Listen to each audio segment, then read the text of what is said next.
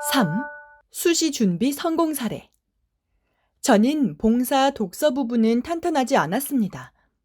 학종을 준비하는 학생치고는 상당히 적었습니다.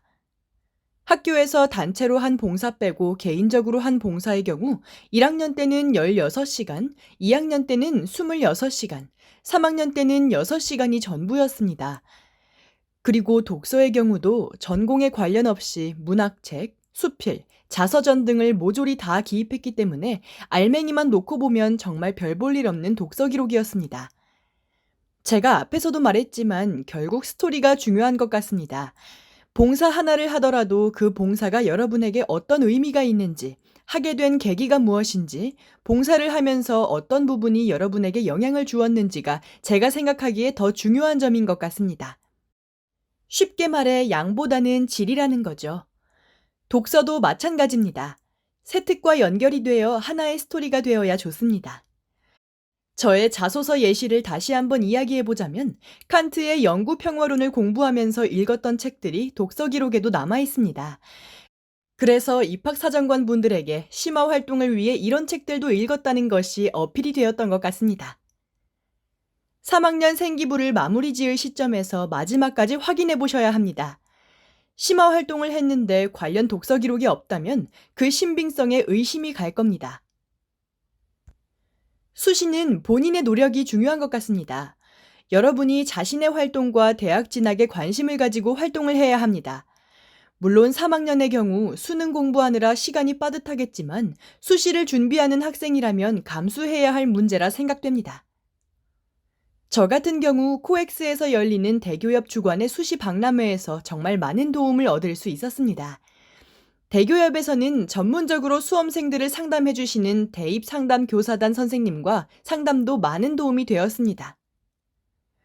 생기부, 3년 동안의 모의고사 추이, 선생님이 갖고 계신 방대한 데이터베이스를 가지고 저에게 구체적으로 어떤 대학에 어떤 전형이 유리할지를 이야기해 주셨습니다.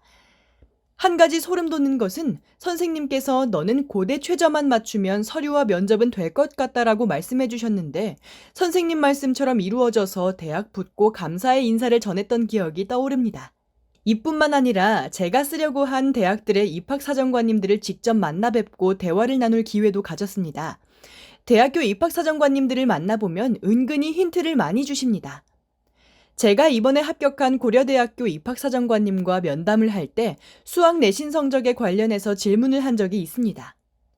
저의 수학 내신 성적이 유난히 낮아 정경대학은 학생을 심사할 때 수학 내신 성적을 어느 정도로 보는지에 대해 구체적으로 질문을 하였습니다. 입학사정관님이 명확하고 알아듣기 쉽게 말씀을 해주셨습니다. 전 경제학과 지망생이 아니라 정치 행정 관련 분야니까 1차 서류 평가에서 종합적으로 내신 성적 검토하고 이후에 수학 내신이 직접적으로 중요하지는 않으니 걱정하지 말라고 말씀을 해주셨습니다. 실제로 저는 수시 원서를 쓸 때 입학사정관님 분들의 말씀을 참고했고 여러분들도 수시를 준비하는 학생이라면 이렇게 개인적인 노력을 들일 필요가 있다고 생각이 됩니다. 수시 준비를 한다고 수능 공부를 놓으시면 안 됩니다. 수시 6장 쓰고 나면 괜히 한 장 정도는 붙을 것 같은 생각이 들면서 수능 공부하는 강도가 약해질 수 있습니다. 그래도 끝까지 수능 공부 열심히 하시기 바랍니다. 4. 수능 공부 노하우. 본격적인 수능 공부는 1월부터 시작했고 수학과 영어는 학원을 다녔지만 국어와 사탐 과목들은 인강 패스권을 끊어서 공부했습니다.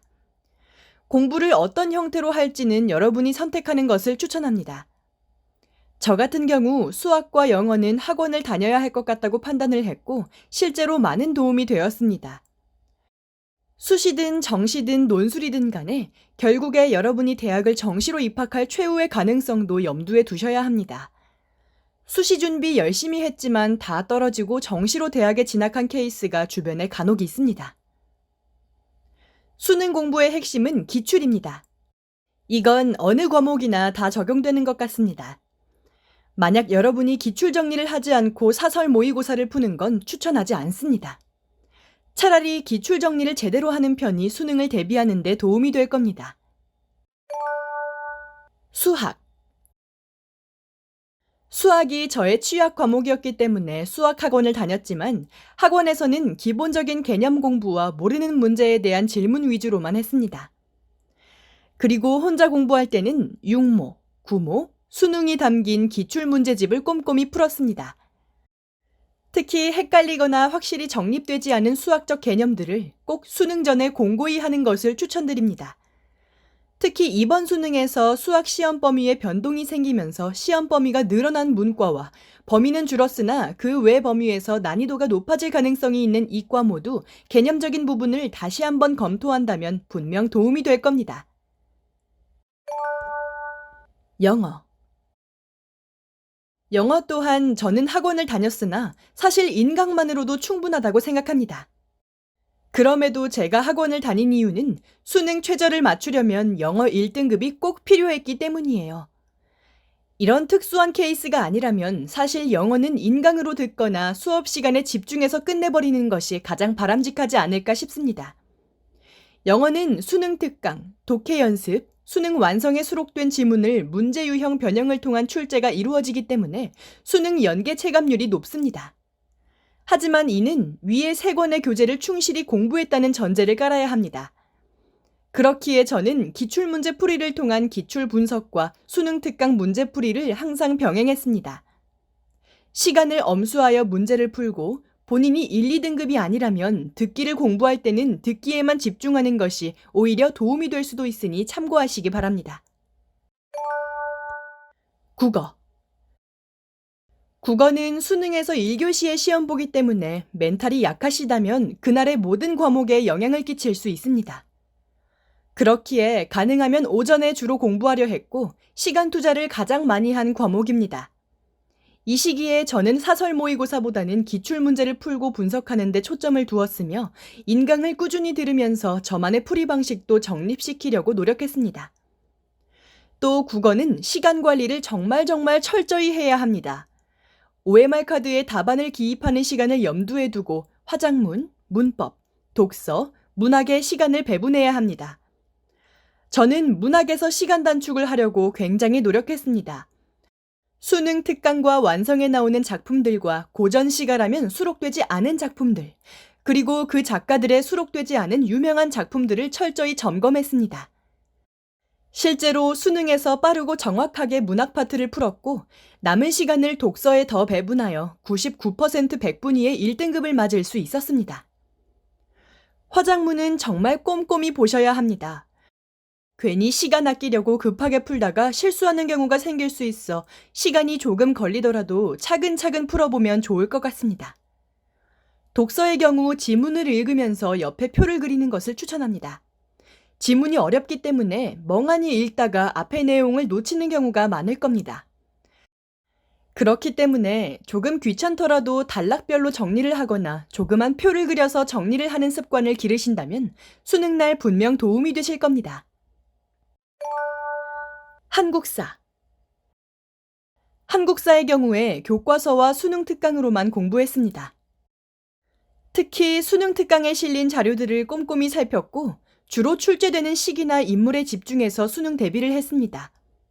한국사의 경우도 기출이 중요합니다.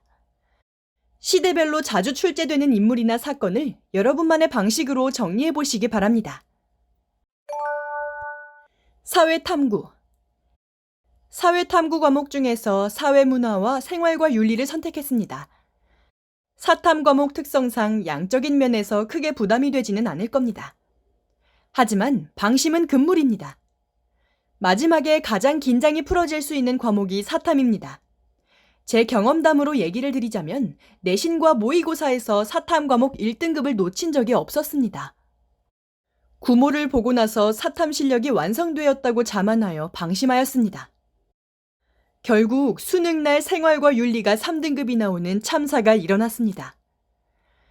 마지막까지 사탐을 무시하면 안 됩니다. 특히 교과 과정 범위 안에서 정말 철저하게 개념을 공부하셔야 이후에 고난이도 문제를 풀 때 개념 혼동이 일어나지 않습니다. 수능을 보는 날까지 정말 하루하루가 힘들겠지만 수능 이후 즐거운 나날을 생각하며 버텼으면 좋겠습니다. 항상 긍정적으로 생각하시고 본인이 하고 있는 것에 대해 믿음을 가지세요.